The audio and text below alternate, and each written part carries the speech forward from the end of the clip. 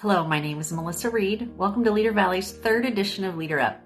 We will provide a little nugget of leadership related to Dr. Stephen Covey's 7 Habits of Highly Effective People. We, of course, would like to extend our thanks to our partners at Franklin Covey. Today's highly effective practice comes to us from Habit 1, Be Proactive. Habit 1 is the habit of personal responsibility. Today, we draw our attention to the circle of influence. In just a moment, I'll ask you to pause the video, grab a sticky note, and write down 5 to 6 things that are weighing on you, consuming your thoughts, or are just a plain nuisance to you. We'll call this a wine list, and not the kind of wine that you drink. I imagine in this year of 2020, there is no shortage of things on your mind. You can see on the screen a few of the things that made my wine list, and these included managing early dismissals for my kids, being ready to facilitate upcoming workshops, if schools will switch to virtual, decisions about holidays with the family, what we're eating for dinner this week, and my parents' health.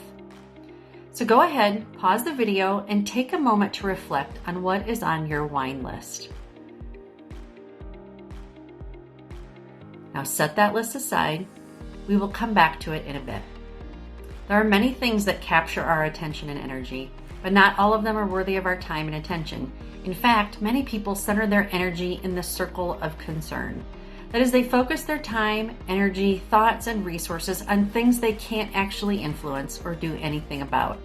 For example, on my list was if schools will switch to virtual. While I wonder, I really can't influence that. And of course, my parents' health. While I'm concerned, again, I can't influence that. Conversely, people who are operating at an optimal level focus on their circle of influence. That is, focusing on their time, energy, thoughts, and resources in areas they can do something about. They focus on what they can do, what is within their control, and what really matters. Examples on my wine list that I know I can influence included managing early dismissals for my kids, being ready to facilitate my upcoming workshops, and what we're eating for dinner this week. These are all things I can do something about. They are within my circle of influence. Sometimes things fall into both your circle of concern and your circle of influence. That's what happened for me with my focus on decisions about the holidays with family. This is a great reminder to focus on the elements of the holiday decisions that I can control and let the other pieces go. This is also a great reminder for you that there might be pieces of things in your life that you can indeed influence, and that there are others that you may need to let go. What about you?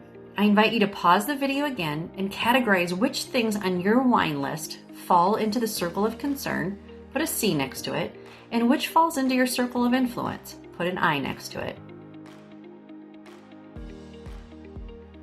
How'd you do? If you're like most people, there are undoubtedly things that have crept into our energy space that are outside of our influence. This exercise simply serves as an awareness opportunity about that.